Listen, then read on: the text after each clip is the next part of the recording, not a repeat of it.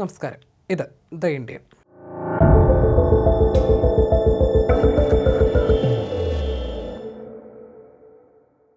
ആധുനിക യുദ്ധ സാഹചര്യങ്ങളിൽ ഇന്ന് ഏറ്റവും വെല്ലുവിളി ഉയർത്തുന്നത് ഡ്രോണുകളാണ്. പ്രത്യേകിച്ച് റഷ്യ യുക്രൈൻ യുദ്ധത്തിൽ വലിയ മിസൈലുകൾ ഉപയോഗിച്ചുള്ള ആക്രമണത്തെക്കാൾ ഡ്രോണിന് എത്രമാത്രം നാശനഷ്ടങ്ങൾ വരുത്താൻ സാധിക്കുമെന്ന് ലോകരാജ്യങ്ങൾ ഇതിനോടകം പഠിച്ചു കഴിഞ്ഞു. ഇക്കാര്യത്തിൽ ഒരുപടി മുന്നേ സഞ്ചരിക്കുകയാണ് ഇന്ത്യ. അത് പക്ഷേ ഡ്രോൺ മുന്നേറ്റത്തിനല്ല, ഡ്രോൺ ഭീഷണികളെ എങ്ങനെ പ്രതിരോധിക്കാമെന്നാണ് ഇന്ത്യ നീക്കങ്ങൾ നടത്തുന്നത്. ഡ്രോൺ ഭീഷണികൾക്ക് തദ്ദേശീയ സാങ്കേതിക വിദ്യയിലൂടെ കടുപ്പമേറിയ മറുപടി നൽകാൻ ഇന്ത്യൻ പ്രതിരോധ നിർമ്മാതാക്കളായ SSS ഡിഫൻസ് തങ്ങളുടെ ആയുധം പുറത്തിറക്കിയിരിക്കുകയാണ്. കമ്പനിയുടെ പ്രശസ്തമായ വരാഹ കൗണ്ടർ UAV പദ്ധതിയുടെ ഭാഗമായി പുതുതായി വികസിപ്പിച്ച ഇലക്ട്രോ ഒപ്റ്റിക്കൽ ഇൻഫ്രാറെഡ് അഥവാ EOIR assistant remote control weapon സ്റ്റേഷനാണ് പുറത്തിറക്കിയിരിക്കുന്നത്. അതിവേഗം വളർന്നുകൊണ്ടിരിക്കുന്ന ആഗോള റിമോട്ട് വെപ്പൺ സ്റ്റേഷൻ വിപണിയിലേക്കുള്ള ഇന്ത്യയുടെ ശക്തമായ ചുവടുവെപ്പാണിത്. ആകാശത്തു നിന്നുള്ള ഡ്രോൺ ഭീഷണികൾക്കെതിരെ ഓട്ടോണമസായി തൽക്ഷണം പ്രത്യാക്രമണം നടത്താൻ ശേഷിയുള്ളതാണ് ഈ പുതിയ സംവിധാനം. താഴ്ന്ന ഉയരത്തിൽ പറക്കുന്ന ഡ്രോണുകൾക്ക് പുറമെ അതിർത്തികളിലെ നിലത്തു നിന്നുള്ള സുരക്ഷാ വെല്ലുവിളികളെയും ഒരുപോലെ നേരിടാൻ വരാഹയ്ക്ക് സാധിക്കും. സാധാരണയായി സൈനികർ നേരിട്ട് കൈകാര്യം ചെയ്യുന്ന മെഷീൻ ഗണ്ണുകളിൽ നിന്നും തികച്ചും വ്യത്യസ്തമാണ് ഈ പുതിയ സംവിധാനം. ഉയർന്ന റെസൊല്യൂഷനുള്ള ഇലക്ട്രോ ഒപ്റ്റിക്കൽ തെർമൽ ഇമേജിംഗ് സെൻസറുകൾ ഇതിൽ സംയോജിപ്പിച്ചിട്ടുണ്ട്.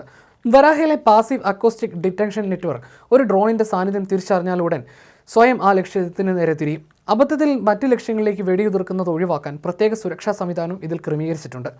ആക്രമണം നടത്തുന്നതിന് തൊട്ടുമുമ്പ് ശത്രുവിനെ കൃത്യമായി ഉറപ്പുവരുത്തുന്ന തെർമൽ വേരിഫിക്കേഷൻ ഘട്ടം ഇതിലുണ്ട്. ഇതുവഴി ശത്രുവിനെ കൃത്യമായി തിരിച്ചറിഞ്ഞ് മാത്രമേ ആയുധം പ്രവർത്തിക്കൂ.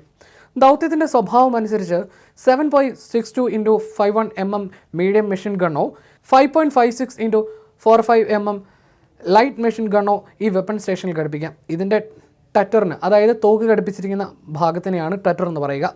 ടറ്ററിന് വശങ്ങളിലേക്ക് 360 ഡിഗ്രി തുടർച്ചയായി തിരിയാൻ സാധിക്കും. കൂടാതെ തോക്കിന് -30 ഡിഗ്രി മുതൽ 75 ഡിഗ്രി വരെ ഉയരാനും സാധിക്കും.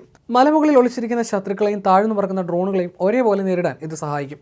നിരീക്ഷണത്തിനായി ഫുൾ HD ക്യാമറയും രാത്രികാലങ്ങളിലെയും മോശം കാലാവസ്ഥയിലെയും കാഴ്ചയ്ക്കായി അത്യാധുനിക തെർമൽ ഇമേജറും ഇതിലുണ്ട്.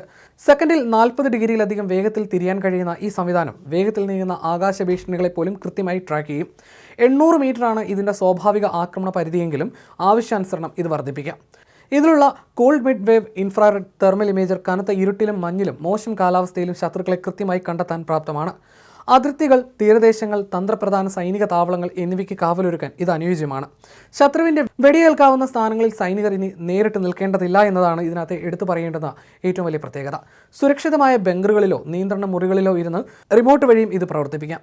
ഇത്തരത്തിൽ വിദൂര നിയന്ത്രണത്തിലൂടെ ഭീഷണികളെ നേരിടാൻ സാധിക്കുന്നതിലൂടെ സൈനികരുടെ ജീവനും സുരക്ഷ നൽകാൻ കരുതുന്നു. ചെറുകിട ആയുധ നിർമ്മാണത്തിൽ നിന്ന് യുദ്ധഭൂമിയിലാകെ വിന്യസിക്കാവുന്ന വലിയ പ്രതിരോധ സംവിധാനങ്ങളിലേക്ക് SSS ഡിഫൻസ് വളരുന്നതിൻ്റെ തെളിവാണ് വരാഹ. ഡ്രോൺ ഭീഷണികൾ ആഗോളതലത്തിൽ വലിയ വെല്ലുവിളിയാകുന്ന ഈ കാലഘട്ടത്തിൽ ഇത്തരമൊരു സാങ്കേതികവിദ്യ ഇന്ത്യയിൽ തന്നെ വികസിപ്പിച്ചത് ആത്മനിർഭർ ഭാരത് പദ്ധതികൾക്ക് വലിയ ഊർജ്ജമാകും.